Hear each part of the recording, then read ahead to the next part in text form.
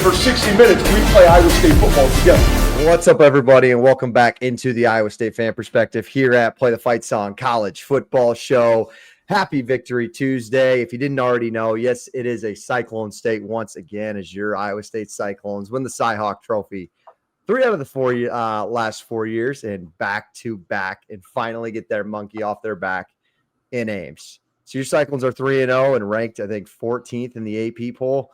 Man, need I say more? My name is Jake. I'm your guys' host tonight, as always, joined by my brother, Justin, my fellow co-host, each and every single week here on the Iowa State Fan Perspective. We will talk CyHawk and break down the awesome victory from Saturday, get all of our thoughts and, takeaways from the game.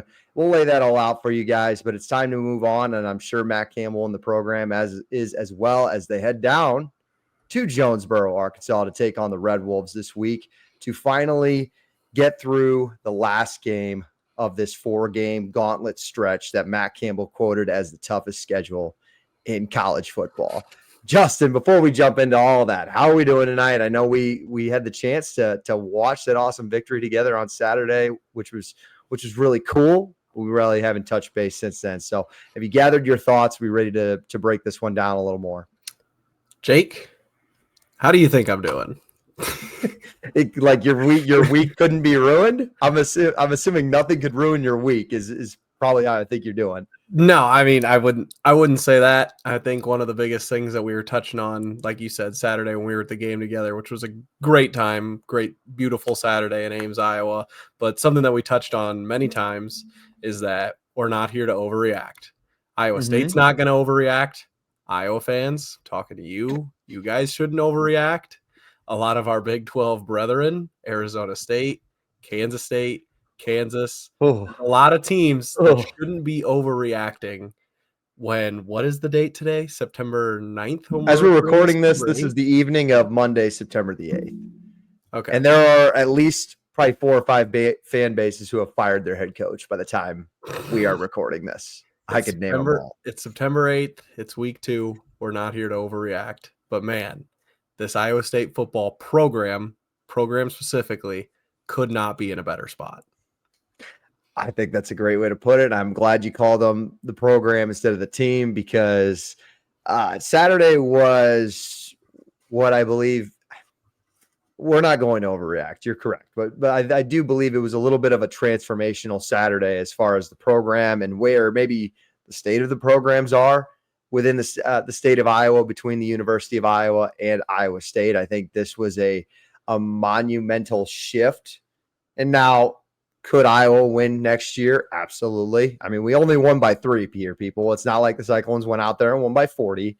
But you definitely saw just both takeaways from the fan bases. We're trying not to overreact on the good side and the bad side, but it was definitely a huge win on Saturday as far as maybe where both of the state of the programs are heading, not just in 2025, but maybe in a few years from now, just based on where their head coaches are at. Some big recruits were on campus. I feel like, JT, I'm getting a little off topic here. Before we jump into all that, we promise our listeners every single week. We appreciate you guys tuning in every single week. Don't forget to subscribe if you're new here and like the video here at Play the Fight Song. We're trying to grow this thing each and every single week because we love college football. Live weekly episodes every single Wednesday, and then Justin and I do our Iowa State show we usually give it out to you guys on Tuesdays, and we're going to break down the week ahead and give a little bit of thoughts from the week that was. But Justin, before we get into all that, we got to shout out our partners, shopnorivals.com, our awesome partners at shopnorivals.com. Best hats in collegiate sports. Use the code PTFS at checkout for free shipping. And Justin, it was a huge week. You know why? Why is that? Because we finally had a score prediction guessed correctly, and no better than our active weekly listener and GA. GA, if you guys know, if you guys you're kidding. I didn't know it was GA. Yeah, if you've been listening to Play the Fight Song for, I don't know, months of the last year, you know he's our guy. He's always in the live comments every single Wednesday for our show. He's always giving score predictions for every Iowa, Nebraska, Iowa State show. And out of all of them, we do this competition. If you're new here, give us a score prediction. You got to be subscribed. Tell us the winner. You go for 3 for 3. We'll get you a hat. So GA, congratulations. We owe you a hat. I think Parks is trying to get in touch with you as far as address and let us know what hat you want. Me and Justin got you. So we Love that. doing that. And that was the first one, but we're not going to back down from there. We'll see how many this goes and see if it drains our pockets. So let us know who's going to let us know how much the Cyclones are going to win by this weekend in Jonesboro. All right. Going off of that, Justin, now let's talk a little CyHawk. Iowa State wins on Saturday, 16-13.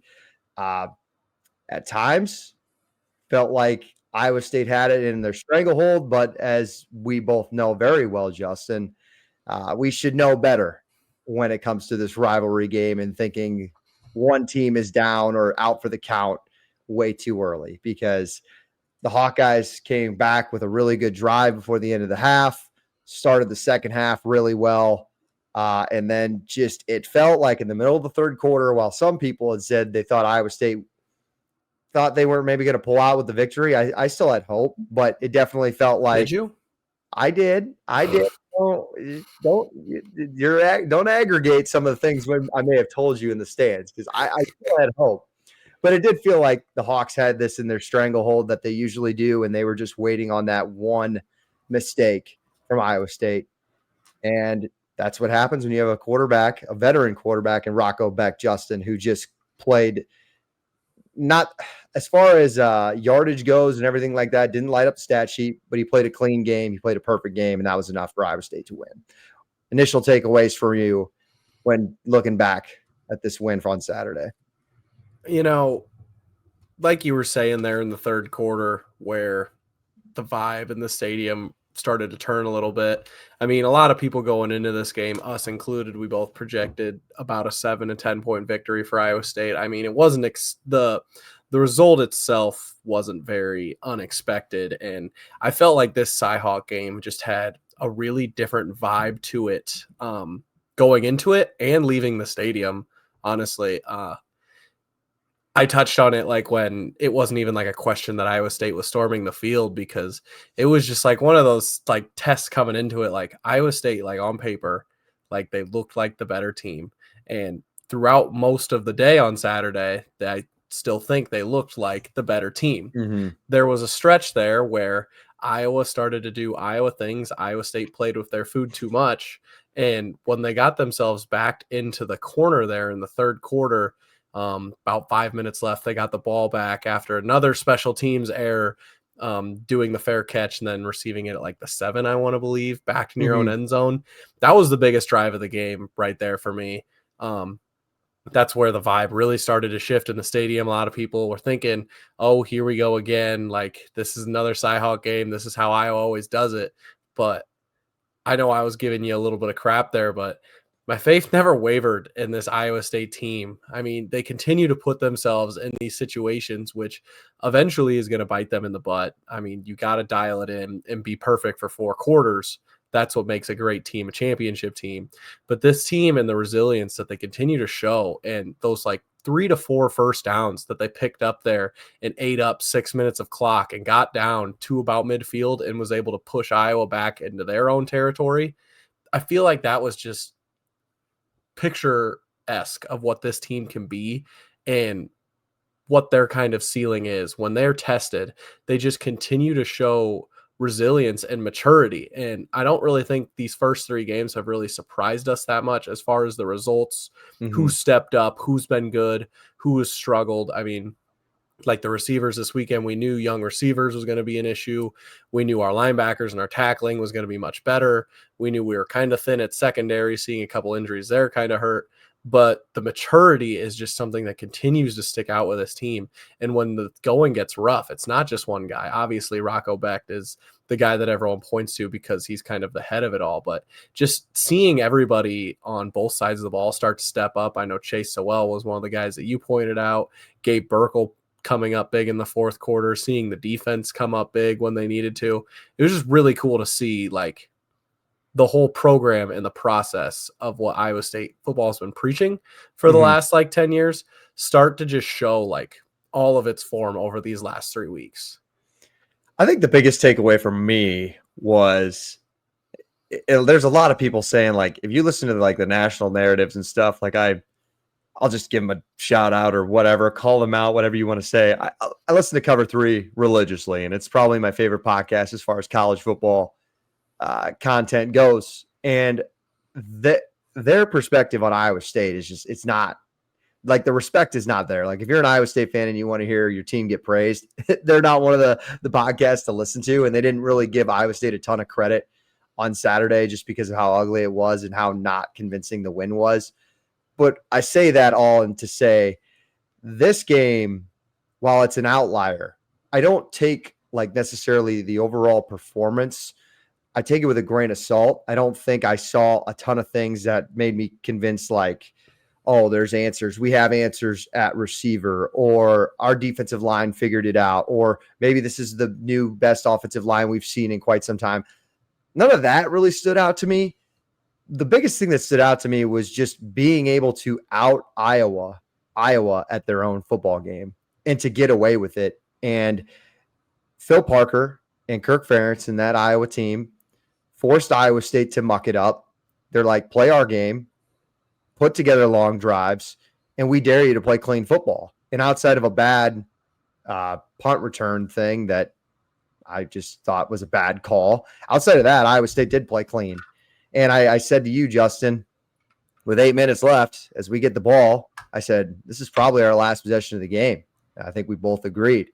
And Rocco Becht didn't make this crazy throw. He didn't make this 30-yard throw. We didn't have anybody make any one-handed catches, although we had a tip catch that was pretty sweet. Clearly, it was pretty awesome. It was just short yardage plays, sticking with it, getting first downs, staying on the field, staying poised, staying smart, and just staying patient. And you haven't seen that with an Iowa State team against this Iowa team in years past. Last year, we played catch up. Like that was not the last year's win and this year's win was completely opposite. Last year was catch up, explosive plays. That's how we got back into it. This year was just staying patient, staying the course, and winning it that way. I don't think Iowa State's ever going to have to win any of their games the rest of the season that specific way because you're never going to play a team the rest of the year that looks like Iowa. But you now have shown an ability to win a football game, another close football game, in a different way. You won the Kansas State game by running the football. Have we seen that out of an Iowa State team in quite some time? Like running the football, sticking to the ground, getting 5 yards of carry. That's how we pretty much closed that one away. This week, again, I say it was patience. It was timing. It was just making plays when it mattered the most. I mean, Justin, we just said it, and I said it before the season. Like, how can you keep this? Like, I don't think you staying in these one-score games is going to be feasible if you have Big 12 championship aspirations. But maybe we can just say this is their thing now. I don't know. Is that crazy to say? Like, this might just be what Iowa State can do, and they can find different ways to win these one-score games when it matters most.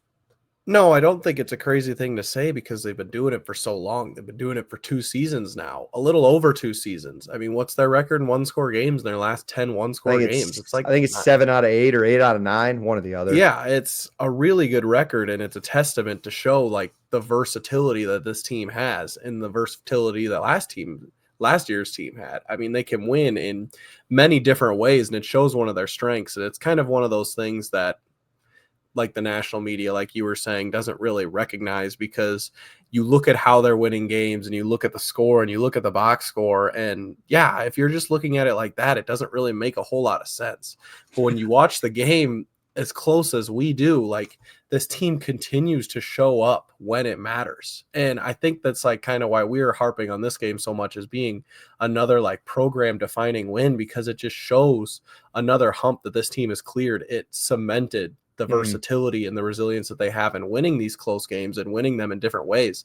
And now I think this is like you said, does this translate? Can we count on this for a whole season? I think that's the next step for this program. I think that's the next question, is where they've shown the toughness and the resilience they've built over the last 2 years, 2.5 seasons, coming from that 2021-2022 season, where now the next step that they need to kind of achieve is endurance.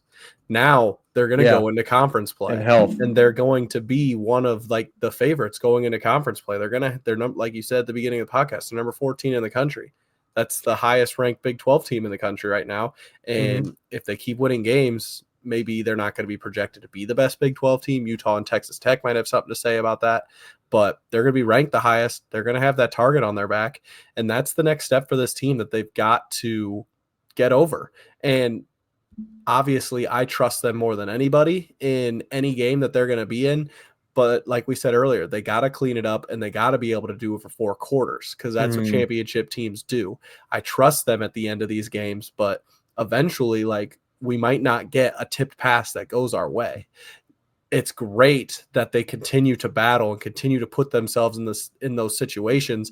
And even though calls weren't going our way, like they still battled and put themselves in that situation. That's what culture can do for you. It makes you a luckier team. It gives you bounces your way when you continue to battle, but you can't always expect that. So I think that's kind of the next step for this team is they got to start showing that for 4 quarters at a time. And they're going to have to show it for another 9 games. Like, yeah, these 3 games are great, but I know it like this team's level of where they want to go. They've got at least like 10 more games left in them this year.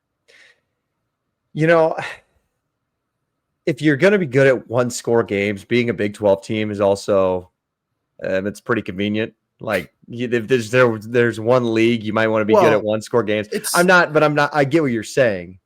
When the talent level is what it is in the Big 12, when it's as comparable, the things that like lean on and the things that separate you are the little things. I mean, it's the process. It's the things that Cable keeps preaching, and it sounds so dumb. It sounds so coach speak, but it's clearly like showing itself now over these last 2 years. Like they are all 110 guys, the whole coaching staff, they're so locked in and all moving in the same direction. And Campbell's been able to implement his vision in such a way that Iowa State gets a little luckier than some teams, and they keep putting themselves in these good situations, and they continue to be there as long as they're healthy. I mean, it's kind of the same thing that like we were talking about with Iowa a couple of years ago when they kept winning the Big Ten West. Yeah, their schedule wasn't the toughest, but they knew exactly who they were. They had an identity. They had a culture. And when you know those things and like when you rely on each other like that, like being a good team, like that's where it like shows up for you. And that's what we've seen with this Iowa State team. I will say too, if anybody's worried about the 1-score game, you mentioned like the longevity and the endurance of this team. Like, can they stay healthy for 12 games this year compared to last year? I do think if this team can stay healthy all year, and the depth is there more this year than it was last year, so I'm also not that concerned about it. But that being said, if this team stays healthy all 12 games, guys, they're not going to be in as many 1-score games. Like I promise you, this team is good enough to win. You had a rivalry game and a game out in Ireland. Like, yeah, it's not very surprising. Again, in Ireland with your rival, it's not that surprising you got caught in a 3-point game in either of those spots. If this team can stay healthy, they should win by double digits this week. They should win by double digits at Colorado. They should win by double digits against Cincinnati, more than likely, unless I see a little more out of Cincinnati. You should win by double digits against Oklahoma State. Probably BYU at home. And we'll see where the rest of the schedule lies out there. But, like, you're not going to get into as many close games as you did last year if you stay as healthy as I think you will. But that's, again, it's Justin. We don't overreact to week 2. Like, anything can happen. Like, we could lose Rocco next week. Knock on wood, God forbid, right? But, like, it's a real thing. I mean, with good coaching and good team culture like that, I mean, you can weather losing guys. Like, look at last year's team. Like, that was one of the most injured teams we've seen, and they still managed to win 10 games. So, I mean, as long as number 95 and number 3 are healthy, like, this team is going to be in every game they play. And number 3 on the other side of the field too. Like, I know he doesn't get talked about because nobody throws his way, but Jontes Williams. There's a lot of good players over there. 3, 4. We got to talk about 31 at some point. Yeah. So I guess the last thing I kind of want to wrap up with this week is because you kind of hear a lot of thoughts on the CyHawk game, and it's good. We do want to recollect and kind of, talk about the win and how great it was. Things that stood out, things that concern, I'll leave it open-ended wherever you want to go. I do think they were clearly, Iowa State did not play perfect on Saturday. Like, if there was something that you were a little concerned about, I would say share, or just, if you want to talk about a highlight, a player that stood out that doesn't get enough appreciation, go that way too. I think at some point we need to talk about the young receivers, but I want to talk about Iowa State's tackling and their defense, specifically Marcus Neal, Caleb Bacon, and all Heavy those hitter. guys over there on the defense. Heavy hitter. Marcus Neal is putting together an not an all conference, an all American level season through 3 games. Like, he has been an absolute stud the last 4 games that he's played for Iowa State, including the Pop-Tart Bowl from last year. Mm-hmm. And I think that was one of the biggest differentiators between this year's game and last year's game. While Iowa had that 9-minute drive that obviously they started to figure something out there, they still only got 3 points on that drive. The biggest difference between this year and last year is, like, Iowa was running the ball at will last year. We were hurt at linebacker, and there's nothing we could do. Iowa, no matter what they were doing, we were tackling really well, and especially in that first half. And, like, they were just hitting hard. Mm-hmm. Something that was like, you don't see Iowa State and Iowa play, and you're like, man, like, we might be the more physical team. And I thought that was really impressive, and it showed itself in those yards per carry stat. What did that end up being? For Iowa, they 3.4 yards per carry. Yeah, 3.4 yards per carry is a huge success for this Iowa State defense. Yeah, the safeties in the secondary they're phenomenal, and Kaijon stepped up this week. He didn't really have to make any plays because Iowa's receiving core is like JV NAIA level, but at the same time, he still did his job and kept everything in front of him. So I do want to give a shout out to 20. But yeah, you look at a guy like Marcus Neal, like Malik Verdone was a heavy hitter too, but he was a little more like, I don't know if fragile is the right word, but let's be honest, the guy got hurt all the time. And then Bo Freiler's walking out there last year. Love him, all-time Cyclone, leader of the defense. He played with like one arm. He was just hurt all the time. And we can just be honest and tell how it is. He's not as fast as Marcus, or he's not as fast as Tayshaun James either, who had an incredible play. That first or second possession, Iowa runs a little play action to the tight end and threw it to him right away. Like, Iowa's tight ends usually take advantage of our secondary year after year. Tayshaun James made a hell of a play. So I do want to give a shout out to that guy as well. I think we could go all night on maybe shouting guys out, but I do, if there's one concern you're going to take away from this one, I mean, maybe it's the receivers. Tough spot, young guys, got to make plays, super tight throws. TJ Hall for Iowa is still really good. He made some plays on Dom over B that made it tough. But also thought there was good things from Chase Sewell. Like, you put him in the fourth quarter, there was a lot of trust there. I know he only had 2 catches for 17 yards, but there's trust there. And I thought the offensive line blocked as well as you could have for the most part. Definitely need to shout out the O-line. Yeah. I think we've been very critical of them for good reason at a lot of times, but I thought they played really well on Saturday. Pass protected really well. I thought Abu Sama in the run game did their job too. So we'll probably find more things to nitpick on this weekend, if we're going to be honest, because I'm sure they are not going to be perfect in Jonesboro this week as they're finalizing this 4-game stretch before they head into the bye week, and could have Justin an absolute gem and just a great start to Big 12 play, official start of Big 12 play as you welcome Arizona a couple weeks in a whiteout. Arizona beats K-State this weekend, fellas. That one in Jack Trice Stadium in 2 weeks is going to be awesome. So looking forward to that, but let's not get too far ahead. Let's take a break, relax for a second. Remember to subscribe to the channel, like the video. We will jump into the Arkansas State Red Wolves before we get out of here. So make sure to give us a score prediction for Saturday. Subscribe, nail it 2 for 2. We will get you a hat at Shop No Rivals. Go and check those guys out. Use the code PTFS at checkout for free shipping. Shout out to our other partners. The best drinkware in the game, the best drinkware for your tailgate, Frost Buddy. Shopfrostbuddy.com. Use URL frostbuddy.com/PTFS to tell them that we sent you guys. They got koozies. They got 80-plus college teams. They got cups. They got the best over there. So they have a ton of teams to rock for your tailgate to keep your drinks cold or warm. As we're kind of transitioning to, I don't really know what the hell we're doing right now with the weather. We got like 90 on Saturday. We had amazing weather last week, and it'll probably be 30 degrees for that Arizona State game in November. So frostbuddy.com/PTFS. Okay, Justin, the Red Wolves. What do you know about the Red Wolves? I'm going to put you on the spot here. I know this- they're head coached by Butch Jones, correct? You got that right. Yeah. Former Michigan coach. Oh, no, Tennessee, close. Yeah, you're close. Yeah, You're- I was close. That's I all right. know I know their offense is pretty good. I know their defense is pretty bad. Yeah. I know they went 7-5 and made a bowl game last year. This was a team when we did the Sun Belt breakdown and play the fight song. Could have been a dark horse for me. I think I maybe even have listed that. I don't need this video to come back and haunt me, but what I've seen the first 2 weeks of this football team, yeah, they will not win in the Sun Belt, and could be tough sledding on Saturday. They fell on Saturday to I don't know if you call it in-state rivals because they played Arkansas for the first time in school history. Justin, they played Arkansas. Really? There was a rule in the state of Arkansas; these two teams could not play each other. Don't know where that came from. So they played for the first time ever. This was their Super Bowl, and they got depantsed on their Super Bowl in Little Rock, falling to Arkansas 56-14.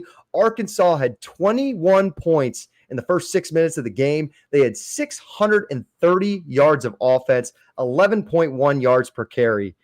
And Arkansas State had 19 third downs compared to Arkansas's 6. Now, I'm not going to be sitting here and proclaiming that I went and broke down the all 22 version, but I did go back and watch about 20 minutes of this game on Saturday.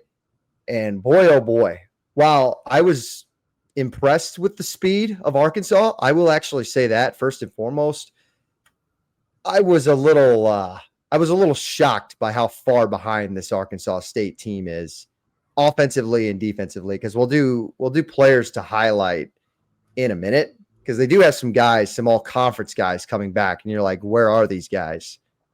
I don't really starter at quarterback. Yeah, starting quarterback back, leading receiver back. I just don't really know. The line sits at, I think, 21 at this point, Justin, on Monday night, as we're talking about this. This is not your Ohio from 2023. Let's get that out of the way right now. That was a Curtis Rourke, well-coached Tim Albin Ohio team who had a really good defense in the MAC, in which West Virginia found that out the hard way last week. But this is not your Ohio of the MAC. This is pretty poor. Justin, I'll say this.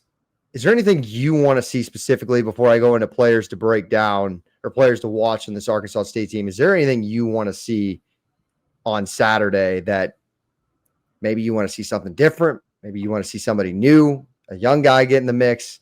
Is there anything you're looking for on Saturday, or is it just like get out of it with a clean win and move on to the bye week?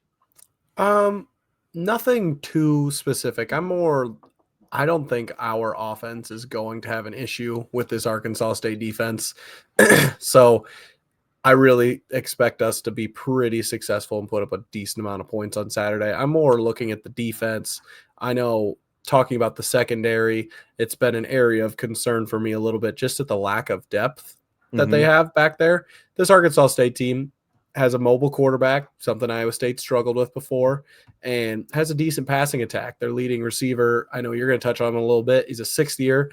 He's got like over 3,000 yards in his career. So no scrubs there on Arkansas State's offense. And I don't know exactly what the injury report's going to be because it's college football. So who knows who's going to end up playing on Saturday and who's not. But it looked like we sustained a couple injuries at corner or at safety on Saturday. So interested to see what that's going to look like. And I'm interested to see if Iowa State can keep up their pass rush a little bit. I know McDonough was McDonough finished the game on Saturday with 2 sacks. Probably the first Iowa State player to have multiple sacks in a game in a long time. At least on the last 2 plays of the game. At least that I can remember. So I want to see if they can continue to get some pass rush without dialing up some blitzes, because I'm sure they're not going to get too crazy with dialing up their blitzes. They don't want to get that quarterback out in the open and making broken plays. They're going to kind of try to keep him contained. So I'm interested to see if we can continue to put pressure without dialing up blitzes and kind of what our secondary is going to end up looking like. let's highlight it a little bit. If you listen to our Arkansas State preview last year, some of the familiar names, but we got to go through it again, as I'm sure you guys don't watch all 12 Red Wolves games each and every single year. They do have their quarterback back. Jalen Rayner, I believe he's a junior and could potentially be an all-conference guy, but just a little disappointed of how he started this year so far. Third-year starter. He is mobile. He does want to get the ball out quick. Iowa State took him apart last year in Jack Tribe Stadium, and so much that they put in the UCF transfer and Timmy McClain, who played, honestly, the majority of the game because Rayner struggled so bad. And Timmy McClain is now on, through other research I was doing today, he's at Bethune-Cookman now. So that was kind of crazy to see. But yeah, Rayner is now, like, there's no Timmy McClain jumping in for you anymore. Like, it's on you to finish the game on Saturday, and he struggled against Arkansas as well. He wants to get the ball out super quick. He either gets it out quick or he wants to use his legs and run around for 100 seconds. Like, there's no in between with this guy. So I'm really interested to see how Iowa State can maybe build off the success they had against him last year. Receiver, again, actually, I'll highlight linebacker here since I have him pulled up on the slide here. Linebacker Terry Kirksey, K-State transfer, second on the team in tackles, had an interception last week. This defense is horrendous, straight up terrible. It's there's no sugarcoating. I have not seen a defense this bad. I don't know yet to this year. Maybe Baylor's a close second, but that's besides the point. But Kirksey's he's the leading tackler, man. The linebackers fly around a little bit because there's no defensive line. So Kirksey's one of the guys you got to highlight at linebacker. And then receiver Chauncey Cobb. He is the leading receiver, young slot wide receiver. He's 5'6", took a punt return or a kick return back for a touchdown last week against Arkansas. And then he's obviously paired with Corey Rucker, who's an all-conference wide receiver as well. But he's kind of been slow to start this year for the Red Wolves. Starting running back Jaquez Cross has 8 carries on the year. I don't know if he's battling injury. I don't know what the situation was. He was a really good rusher for them last year. Maybe we see him on Saturday, but it's mainly been the Devin Spencer kid who's been getting the majority of the carries. So we're going to highlight more offensive players clearly because, Justin, this is one of, again, this defense is it's poor. And they went through a defensive coordinator change. They are on their first year with this new defensive coordinator. It feels like Butch Jones is on one of the last years here in Jonesboro. I felt like this team needed to compete for like that 8 or 9 win range for him to keep his job this year. I don't really have the room temperature on what's going on in Jonesboro as far as what the fan base thinks, but it does feel like this is almost coming to an end for Butch Jones. So powerful program coming to your house on Saturday. You had to go to Little Rock to play Arkansas. So you get a Power 4 program in your house on Saturday. Feels like this has not been the start that they really wanted, especially after that Arkansas game. I know the defense isn't great, but I think you're going into a hornet's nest a little bit. Like, I think you are going to get their absolute best shot, especially after what you saw last week. Yeah, no, I was going to, while you were laying all that out, and obviously their roster isn't up to par with what Iowa State's is. I mean, this is still not going to be an easy spot, let alone Arkansas State, their backs being up against the wall, coming off the embarrassment last week, coming off the embarrassment against us last year. But yeah, they get us at home. And like you said, their season's not on the line because, these Power 5 games for these Group of 5 schools don't really matter as far as their whole record. It's more conference play. But, it's a huge spot for them and another test for them to kind of prove themselves. And for Iowa State, you're looking people are wondering about the letdown spot being the South Dakota game, but everyone's acting like the beginning of our season's already over when we got to go on the road this weekend. And it's not against an FCS school. It's a team that made a bowl game last year. Yep. It's not a bad school at all. It's a team that if you take lightly and just think, we rolled over them last year, they're going to be in for a surprise on Saturday for sure. Well, what's the blueprint for success? Let's highlight last year a little bit. Iowa State won in Jack Tribe Stadium 52-7, if we all remember. Arkansas State turned it over 4 times and turned it over early. I think that's where you really shifted the tide, where this game was not even going to be close. You were coming off a bye week. If you remember right, you go into Iowa City, you win that game. You took a bye week, which was kind of odd looking back on it. And then you caught that team fresh. So completely different aspect again. You're going on the road again this week. And you're at the end of a four game stretch that's just been brutal for this team. but they rushed for 1.8 yards per carry last year as well. So the blueprint is there. Like, there's talent on the Arkansas State offense comparatively to the Sun Belt, but shouldn't give Iowa State and John Haycock's defense any troubles at all. So, Justin, let's get into that. Keys to the game, things to watch for. I'll do mine first. The run game, you've got to dominate both sides of the football. Arkansas rushed, like I said, 11.1 yards per carry. Taylon Green, while is way more mobile than Rocco Becht, I'll admit it. He rushed for 150 yards, and he ran all over the field on them. Arkansas's quarterback did last week. But I think Rocco can use his legs here, and I think he can take advantage of it and be really efficient that way. Iowa State rushed for 4.3 yards per carry last year on this football team. They had a lot of success run the football. Remember, Dylan Lee got carries. Aiden Flora got carries. Carson and Abu. Like, we gave the ball to like 5 different running backs in this one. Do it again on Saturday. Run the football. Dominate the time of possession. Like, you don't want to – I don't know if you want to get into a track meet necessarily with this team. This team wants to create explosive plays. Like, they want kickoff returns. They want big plays from their receiver. Make it slow for them. Run for 6 yards a carry. Slow it down for them. Make their offense sit on the sideline a little bit and just dominate them in that fashion. I think you can actually do that against this team. I know you remember like a couple of years ago when we played Kansas, Justin, and Kansas was like 100th in rush defense, and we're like, we got to run the ball here. And then everybody's like, never try to assert your run dominance ever again. I think this team can do that on Arkansas State. I really do think that. And if that's not the case, then I will be the apologist on Monday. I mean, we're way past that game. I think we know that Taylor Mauser and Matt Campbell are going to try to establish the run regardless. And I think this is setting up for another game where Carson Hansen had that fumble on Saturday. He's probably going to be pretty hungry on Saturday. I think he's always running hard. I think he's going to be running really hard on Saturday, so I expect to see him playing pretty well. And Sama, obviously, we're kind of waiting on him to have another of his big explosive plays. I think this is against this type of defense, kind of something that you can expect to see on Saturday. Braylon Russell, the running back for Arkansas, pretty good back, ran really hard, and he ran right through some. Like, these are skinny linebackers for Arkansas State. Like, I think this could be a good bounce back spot, like you said, for Carson Hansen, who's been running the ball a lot tougher this year, and he's been running through some dudes. So I would be excited to see what 26 has in store.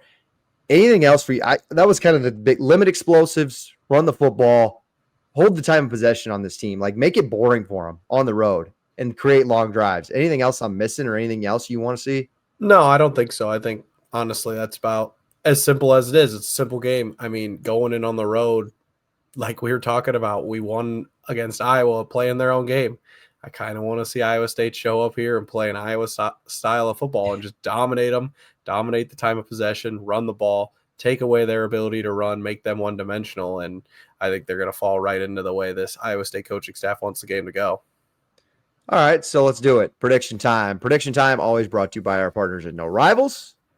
Give a score prediction. Let us know in the comments. 2 for 2. Make sure you're subscribed. 20.5, 21 is kind of the spread.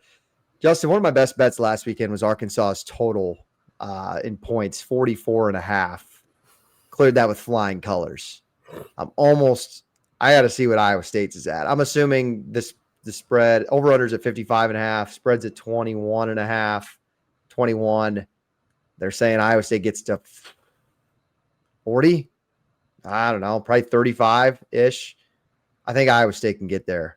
Like, if Iowa State, I know, kind of similar to South Dakota, new defensive coordinator.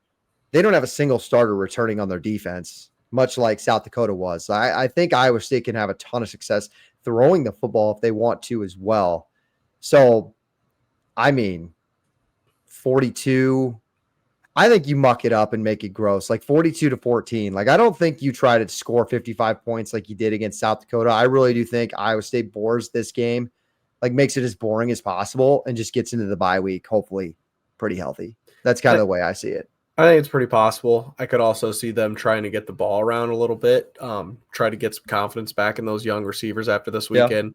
Maybe continue to try to get the transfer receivers the ball as well. So it's kind of hard to predict with Taylor Mauser offense. I mean, it seemed like last year at the beginning of the year, we were so worried about them showing too many things or like what were they going to look like this upcoming week. Honestly, I mean, he's good enough where we don't know what they're going to look like this week because it's different every single week. And I think it's one of Iowa State's biggest strengths. The 21 point line, to me, really only makes sense if you're looking at this like it's a letdown spot for Iowa State. And like all these things that we laid out to strengthen Arkansas State, with this being a big prove it game for them. But I just feel like that's just kind of a casual way to look at this game. I mean, this Iowa State team has given us no reason to not support them, no reason to doubt their maturity, and no reason to doubt that they're going to show up on Saturday.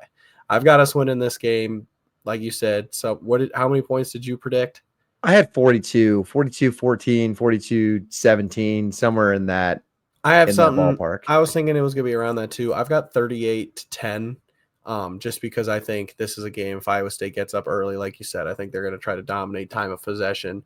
And although I see them kind of rolling this team, may not be as high scoring as we think because they're just trying to shorten up the game and get out of there and get to the bye week. As you were looking at this, I'm listening to you. I just wanted to look up Bill Connolly's power ratings of all, 66 teams, because I was going to do that before the show and I forgot. So what do you have a guess on where Arkansas State's ranked right now? Out of all of the FBS teams, or it's anybody, Justin. 766 teams power rated. Where do you think Arkansas State is? It's not as crazy as you think it is, but 95. Well, it's not completely far off. How about 110? Montana, South Dakota State, Tarleton State, North Dakota State, all ranked ahead of Tarleton Arkansas State. Team. Tarleton State?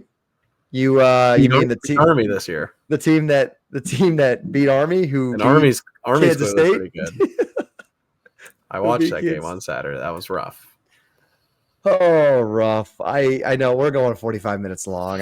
If we wanted to go another 45 minutes, it'd be me complaining about how bad the Big 12 has been, but we're not going to do that. Maybe it's interesting that people thought that Avery Johnson was a better quarterback than Rocco Becht. Imagine how fast things can turn in 2 weeks.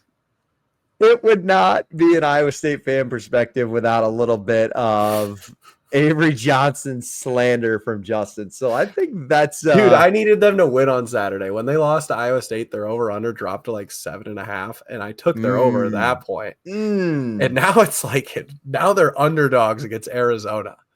Who could have seen this coming? That's why we don't overreact in week 2, kids. All right. I think that's a good way to leave this off. We appreciate you guys tuning in this week.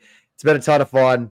3-0, ranked 14th, back-to-back CyHawk champs, but there's just a lot more left to be desired.